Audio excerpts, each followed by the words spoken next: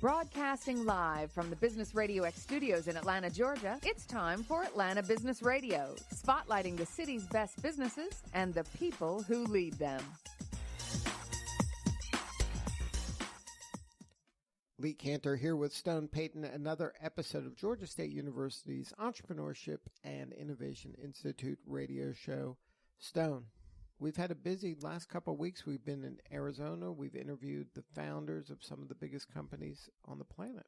Are you going to drop some names before we get going? I thought you would. I was setting you up. I don't remember them as well as you right. do, but I know that they're like really important people, and I know that they're nice people. And yes, we've gotten to interview the founder of the Ritz-Carlton Hotel. Do you remember that guy? I do remember that Schulte. guy. I produced that show in studio. It was like sitting in on an MBA class of customer experience.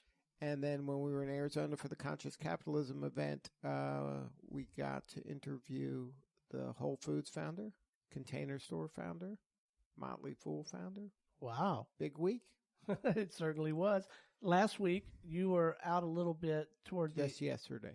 It was just yesterday? Yes. Man, it time just seems flies. like it was a week. Well, I want you to know this: the business did extremely well yesterday in your absence. And we had the LeaderCast folks. Yes, we did, and that's going to be fun. And Sanjay is going to be one of our producers is going to be attending LeaderCast on this coming Friday. So yes, it's been a whirlwind tour the last week or two. This is going to be no exception. I love coming down here and broadcasting live from Georgia State University.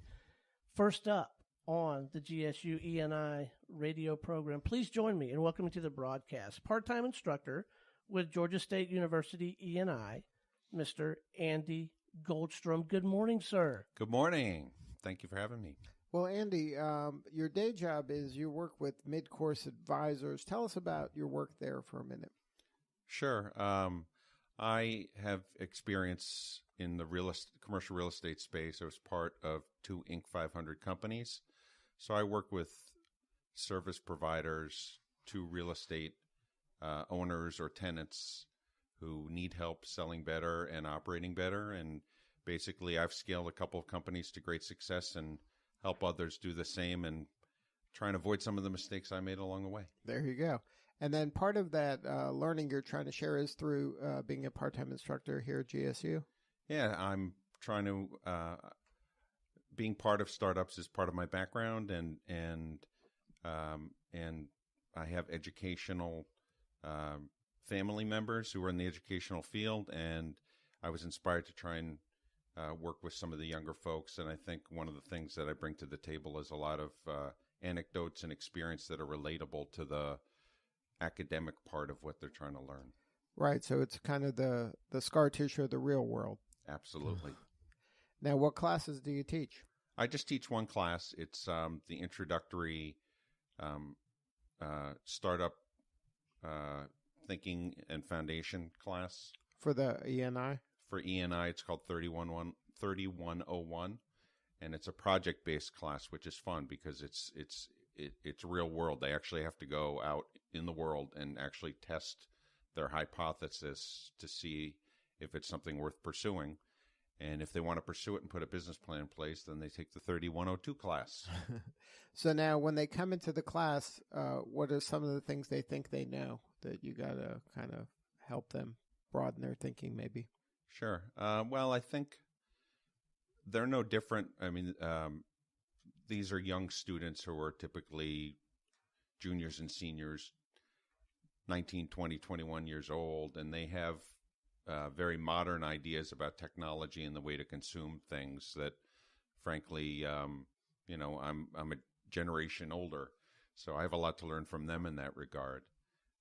And their conceived notions are based upon their buying habits, but it's not about them. It's about what other people would want and demand. And so by them seeing a gap in the marketplace and then actually trying to validate it with others using a lean analytics approach, they're able to really get some feedback. And the key part about the whole class is really being able to make pivots as you learn along the way and be able to validate those. And then, frankly, learning how to present and sell. And the development of the kids in my class this semester towards the end in terms of being able to present, because it was a competition at the end of the class, was just amazing. Just to see their progress and their confidence was outstanding and really enjoyable.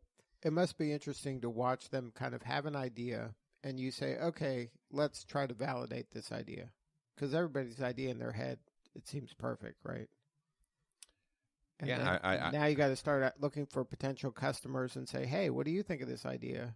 Right. And so it's broken into a couple segments. First, they have to identify if there's an actual problem to be solved. Is there a pain point or something that actually is worth solving? And then is their solution actually something that will make it work? And then can they actually have a business model and a revenue model that actually could be sustainable? Right. So a startup is actually a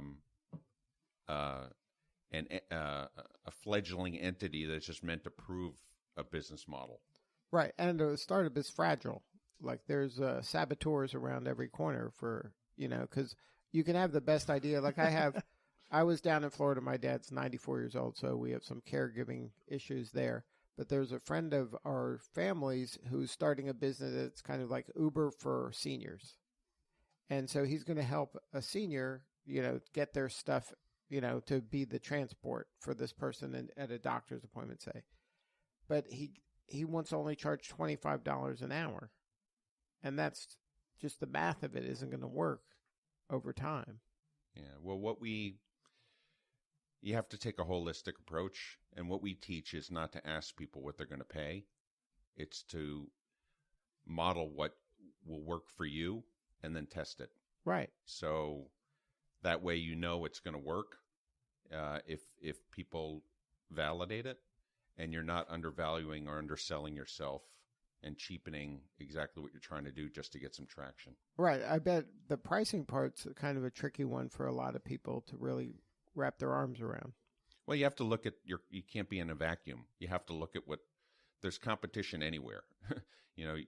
What's separating your 30s or 40s actually trying to open your own business.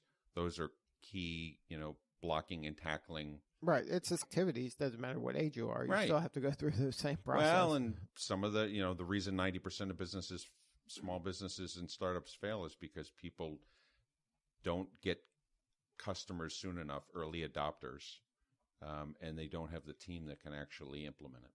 Right. And that's kind of one of the challenges is at first you need the early adopters, but ultimately you need kind of the people that aren't early adopters if it's going to sustain itself. Yeah. If you watch any of Simon Sinek's work, he has the Power of Why. Mm-hmm. He basically talks about how once you get the first 15 to 18% of early adopters in that kind of category, the momentum picks up and other people adopt. Some people are just never going to buy because they're never the first one to buy the iPhone, right? The new iPhone. Right. So you have to get a certain amount of momentum. And in the Inc. 500 companies I was with, it wasn't just me, it was other partners with me. We were smart enough to actually have some early adopters where we had some success and they became our best salespeople, frankly. Now, when you're doing this kind of teaching, since your background wasn't teaching, it was doing being the entrepreneur, how do you translate kind of your work, kind of the way that you do work to teaching other people? Was it different? I'm used to presenting because I've sold complex services throughout my career. So I'm used to getting up in front of people and constructing presentations and giving presentations. And because this was more of a project-based course, not just an academic course, I wasn't lecturing the whole time. I was the facilitator. And they had homework that would help provide the foundation for them, reading, videos, other things. We discussed them in class, and then we'd apply them. And because of my background, I was able to apply them. And because I'm kind of an enthusiastic guy in the classroom and I'm very engaging, I got the students to really engage in the class and the project. And fortunately, I've gotten very good feedback. I've learned a lot as well along the way. Now, you've had the opportunity to travel around the country, the world too, with your business. How do you see kind of Georgia State's entrepreneurship program compared to other ones maybe you run into around the world? Sure. Well, I've traveled all over the world. Other than the Inc. 500, I was a global director at Deutsche Bank, and I had teams reporting to me in New York, London, Frankfurt, and Singapore. So I made it around the world quite a bit. And the cultural differences were what was neat in getting that global experience when I did that. The reason Georgia State is unique is its diversity. The kids are not, the students come from varied backgrounds. None of them was born with a silver spoon in their mouth. A lot of them are here on grants.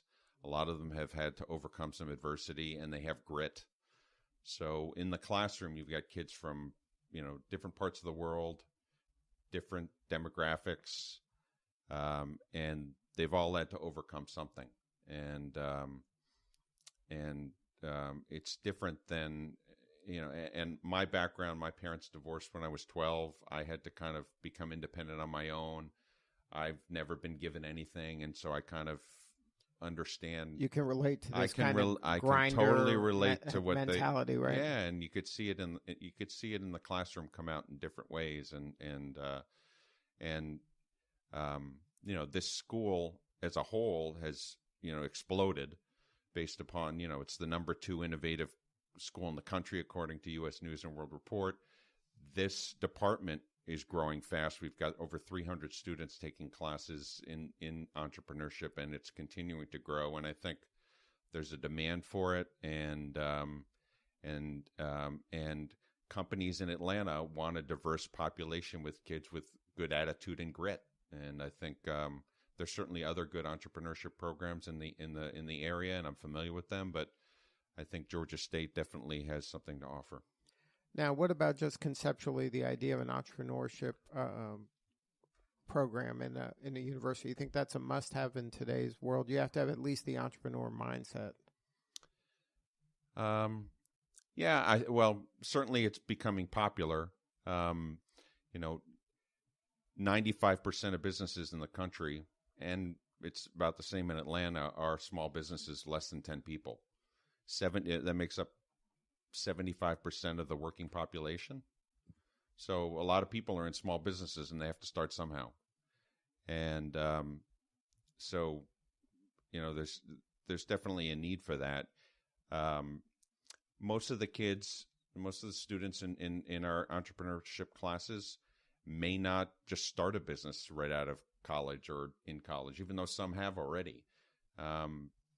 The idea, I think, is to give them the idea whether they, go and work at one of the bigger companies in town or a tech company or a more established company in town, to actually still have that entrepreneurial mindset, so that when they're trying to introduce a new product or service or enhance one, they still have the need to validate it rather than just sitting in their cube. And, but there are plenty of them. There are a couple of folks, including the one that I worked with that won the business competition at the school, that are trying to launch, are interested in launching their products. One's an instrumental app that's used for YouTube that won the competition. It's called No Vocal. And there's another one called Tall Order, which is a all-natural cocktail mixer. Now, has going through this experience and being a teacher, has that impacted your business at all? It has. I think it gives me credibility, because at the end of the day, I'm coaching people to try and improve. And so if they've seen that I've been teaching, they see that I'm able to apply it in a university setting, that I've been qualified by them to be able to do that, it only helps. And can you share the most rewarding part about being a part-time instructor here at GSU? I think it's just the engagement with the students. When that light bulb goes off?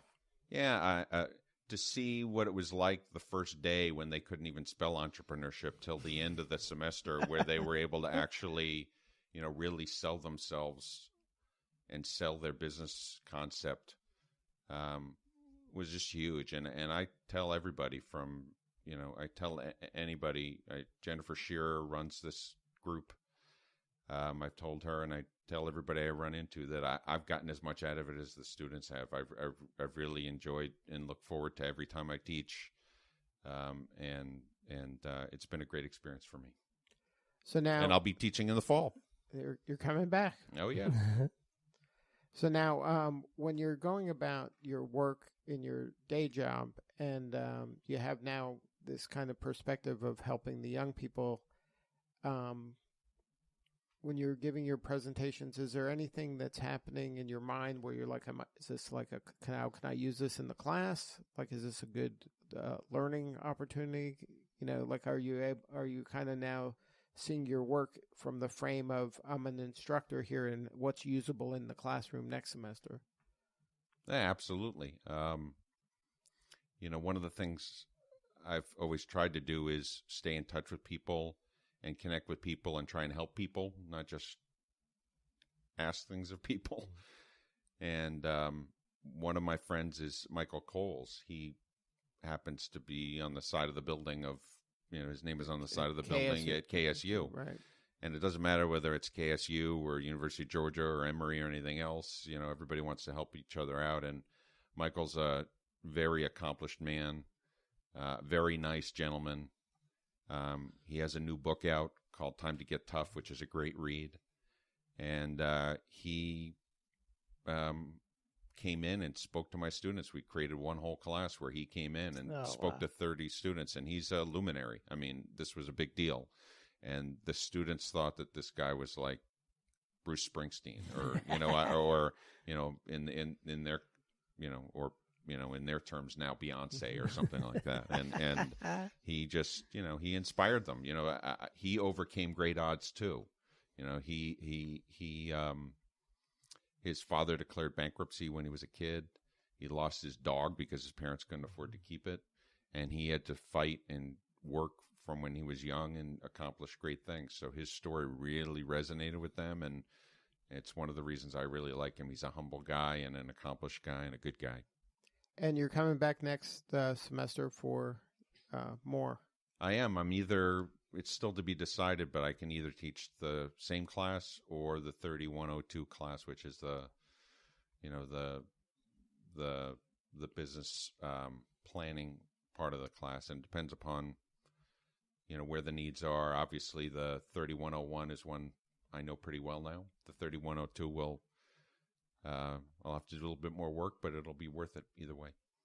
Now, what do you think of having more entrepreneurs kind of give back and teach like this and share their wisdom with young people? You think more entrepreneurs should kind of inquire about this?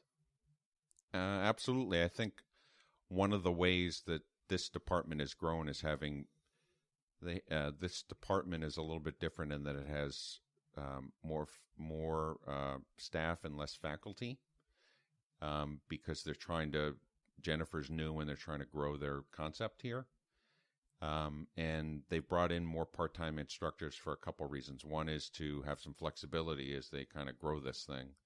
And the second thing is to bring in some real-world application. And so, there's a balancing act, because there are a lot of really good professors in this department and in this university who have PhDs. I don't. I have my MBA, who are required to do research and are very important to the accreditation and the status of the university. So you have to have that. But they also value really good business experience and being able to bring that to the students and being able to connect people to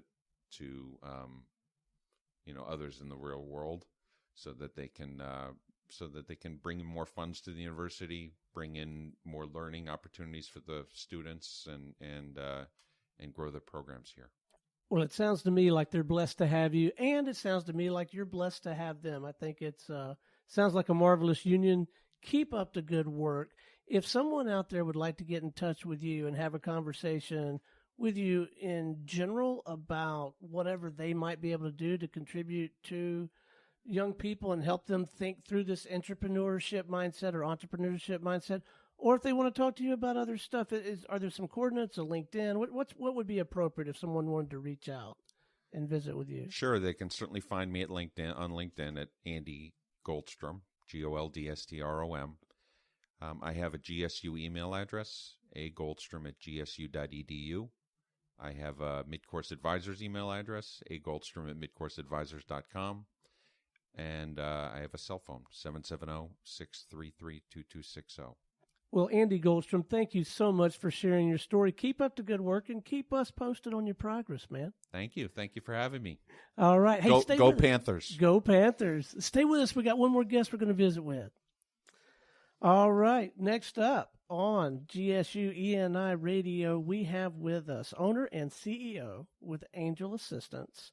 Please join me in welcoming to the show Miss Savannah Samples.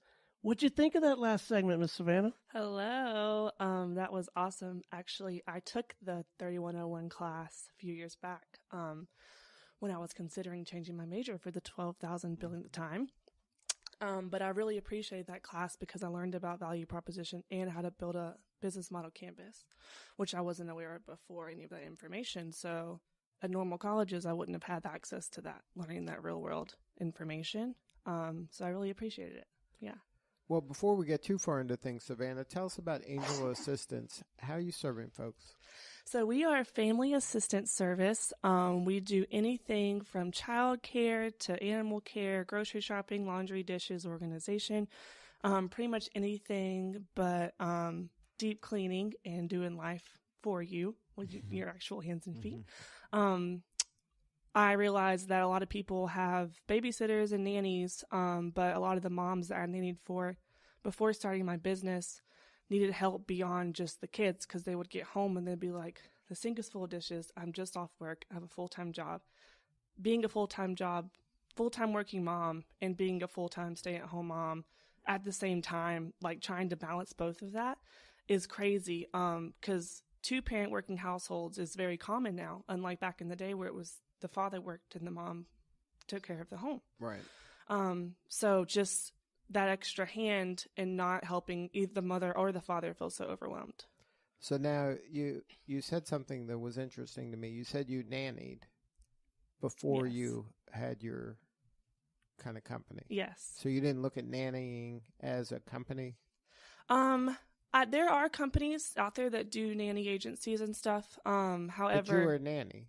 yes, Like that was your job. that was my job during school. I started as a nanny, and I just realized that there are a lot of people that do nanny that just need to go one step further and have that push to go one step further. If we've created a credible business that's like, we're here to serve you, but also I can take care of my employees at the same time.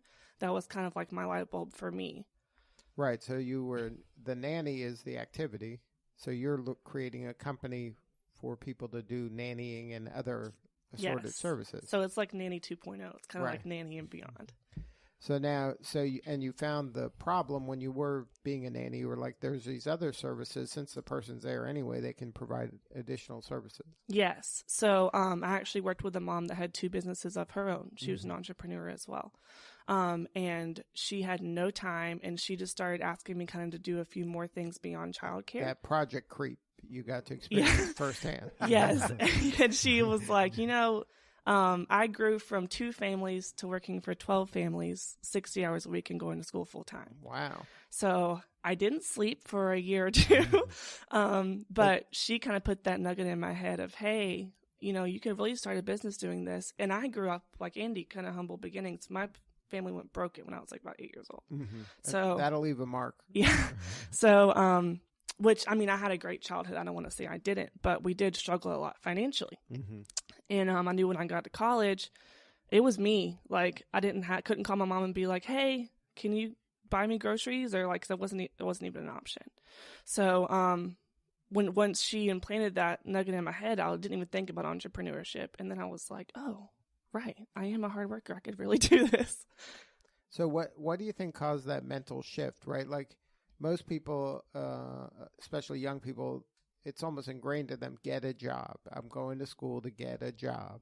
And then at some point something clicked where you're like, well, I can create my own job and I can kind of make my own path and make my own rules. Yeah. So I read a study a few years back that the most stubborn child is the one that's usually the most successful.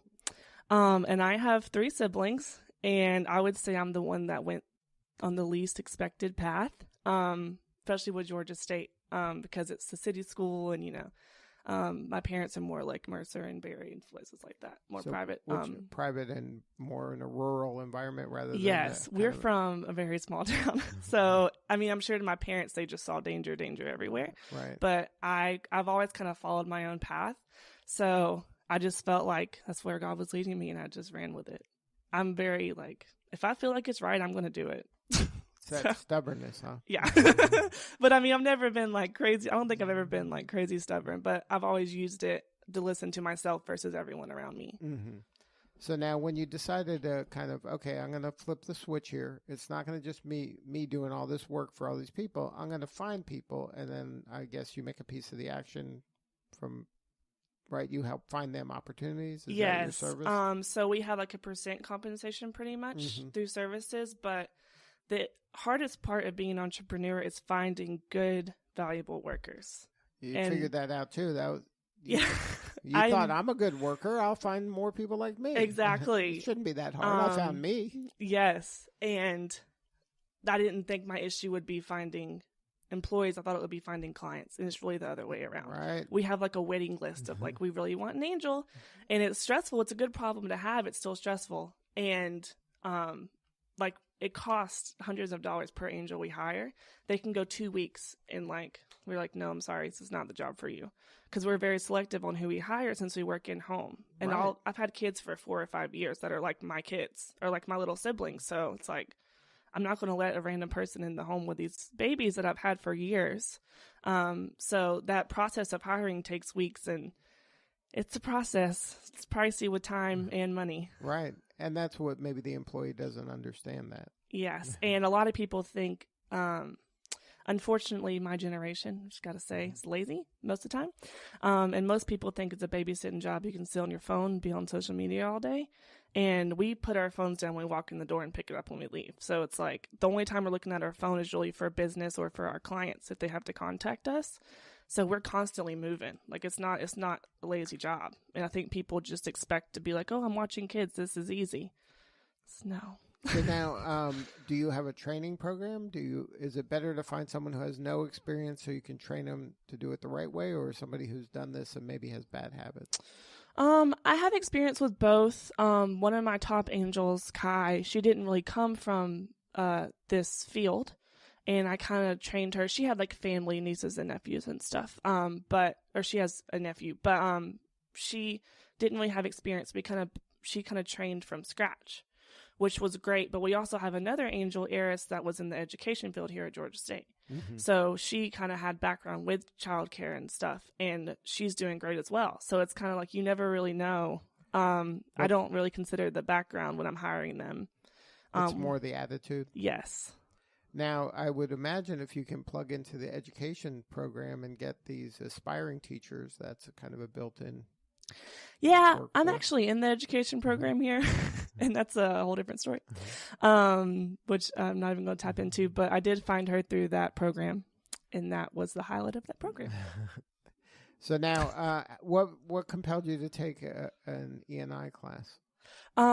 When I started my business, is when I think the ENI was getting up and going at Georgia State. I've been here for a few years, but that when I started my business, that was when I was I feel like I need to know a little bit more. I learned a lot from my clients because we have a lot of clients that are entrepreneurs themselves. Right. So they kind of mentored you a little bit? Oh, man. Yeah. I had so many families, which I would love to think. I have so many families I love to think. But Sarah and Thomas Cyphers, and then Sarah and Russ Richards were my main 2 families. And then Amber Luter's the mom that I was telling you about that owns 2 of her own businesses. I just went to work, and whenever they were at the house, I just asked them questions the whole time. I'm sure it was so annoying, but I was I have got to get this information, people that have been doing this for years, right. Because unfortunately, until classes like this came around, even beyond these classes, you don't get a lot of that information. So people like this that work in the entrepreneur field that come back and educate is to me is oh, thank God, because You would not get this information otherwise. Right, and you can ask them questions that they've went through. Yes, and I am a pick your brain, like, professional. Like, if I go anywhere and I know someone's name, I know where they've been, I'm like, okay, so how'd you do this? How'd you get started? And I'm constantly asking why, which when I was younger, my parents said I used to ask questions all the time. I was like, the why? Kid. So, yeah. So now, when you decided, okay, maybe this is a business, I know I can make money, I can be successful, dealing with 12 families, that's viable, but it's probably exhausting. And you said, okay, I'm going to make a business. What was the first clue that you were like, you know what, this could work. I might be able to pull this off? When I had my first full-time angel and started seeing money, I could afford all of my expenses without working another job. Wow. Which I pulled a Mark Cuban and used some student loans for my business startup.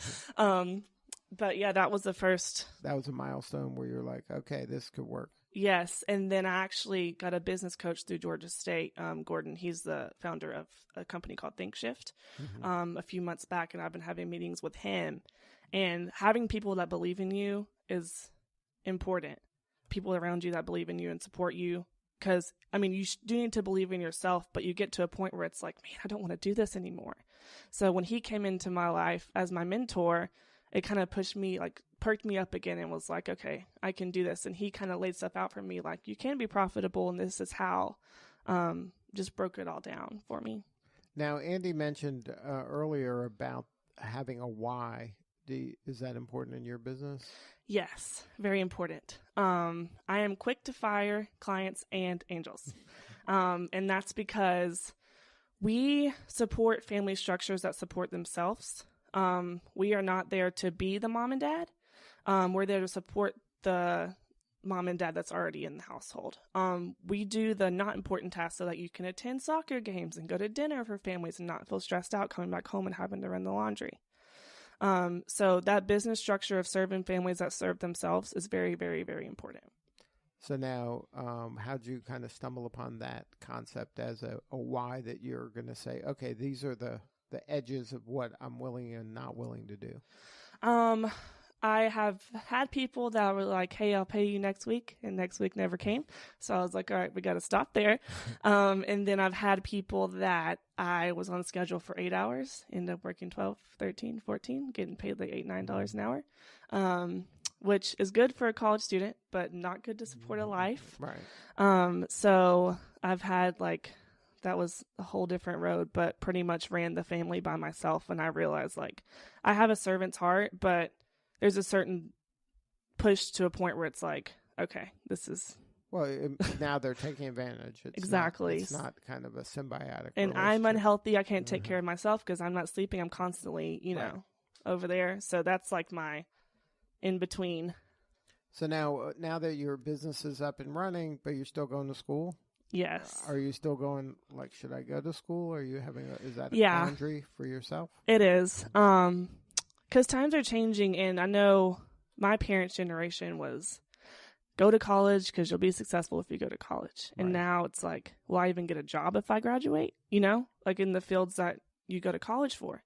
So I think it's taken a turn with you can be successful and support a family without having a college degree if you work hard enough for it. Like he said, if you're there to grind for it, you'll get it. And there's a lot of people at Georgia State that are here because they have to be. Well, how many connections do you have in your business because you met them or getting coached by them or mentored by them through the university? A lot. You might not have found them otherwise. Yes. And I know I have, which is an amazing feeling that I do have the network, but I would have found that without college, Would you? Might have been hard. Maybe you would have built it through your initial clients. Yes, I would. It's a little bit of both. But I don't want to say college has not helped me, but I don't think some people's paths today do not require college. Mm-hmm. So I think it's important to have a backup plan, if it all goes wrong. But I also think it's more important to follow what you feel like you should be doing. So if you could do it again and you're this kind of entrepreneurial, if you can frame what your passion was as being an entrepreneur maybe earlier, you might have chose a different path and maybe just went all in on this without going to college, you think? I think I would have chose a different path. However, if ENI was here when I first started college, I would have done that versus just straight up business school. So coming across that program really was a game changer. It opened your eyes to a lot of different things. Yes. That there's people that actually care about what you do beyond college. That's good to find, right? Yeah. You need those on your corner. So now, what advice would you give that young person that's out there that's unsure what the future holds? I wouldn't say don't listen to your parents, but I would also say listen to yourself. I'm not saying disrespect your parents by any means. I love my parents and I honor my parents, but I know there's a lot of things that I felt that they didn't feel and they had to see before believing. And I believed before I saw it. So I would say believe before you see for sure. Faith, right? Yes, faith for sure. Believe before you see. Yeah, just that faith and gut feeling that you need to go with. And don't give up. There's plenty of times where, I know this is so cliche, but don't give up. There's so many times where I'm like, I don't want to do this anymore. Like, I have so much to do. I'm not even done with my work for today and yesterday, and I have to do tomorrow. And then how do you kind of keep that balance? Self-care is very important. I didn't realize that having a day off is very important. I didn't have a day off for probably 3 to 4 years at all. So you need to refill yourself you need to fill your cup before you fill others. Because if you're empty, it's going to just trickle down to personal life, business life, everything. And then, do you have a partner? This is your solo venture? Man, I wish I had a partner. I've open and interested in a partner. I've actually looked into, Angel Seed, for funding. And I actually went to a meeting. You had to have like $250K before even speaking to them. I was like, God, I'm not even close. But I'm open to a partner. I just want to have someone that sees the vision before the business, in the sense of like finances. I want someone that believes in our structure before, chiming in. So if they're out there, how can they get a hold of you? Yes. Do you have a website for Angel Assistance? Yes. It's angelassistance.org, and our email is contact@angelassistance.org. And then we also have our number 470-440-0778 as well. Well, Savannah, thank you so much for sharing your story. Thank you. I was so happy to be here. And you're looking for clients? You're looking for partners? You're looking for... Waiting on clients right now because we have a waiting list. Holding on clients. You need more angels. Yes, we definitely need more hard workers that are interested in getting their hands dirty and love kids and animals. So. And then your vision, is this something that's going to take over the world? How do you build the angel assistance empire?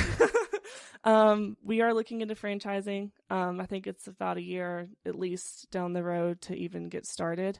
I would love to have Angel Assistance Atlanta, Angel Assistance Houston, Angel Assistance New York, and kind of... Have you talked to the franchising folks here at GSU? I have not. Well, you should definitely call them. They were on. Listen to last month's episode. I think we had somebody from franchising on. I need to listen to that for sure. We should talk, Savannah. Because I've worked with clients who try and expand before they've actually maximized what they can do locally that they can control. And it becomes a problem if they don't. So people have ambitions to franchise and expand, but they got to get themselves stable and on a scalable path before they do that to be successful elsewhere. Good stuff. I'd be interested in having a partner that's expertise on franchising as well. There you go. So, well, once if you're again, out there, they're out there. They're out there. I promise you that. Well, Savannah Samples, thank you so much. Thank you. All right, this is Lee Cantor for Stone Payton. We will see you all next time on GSU ENI Radio.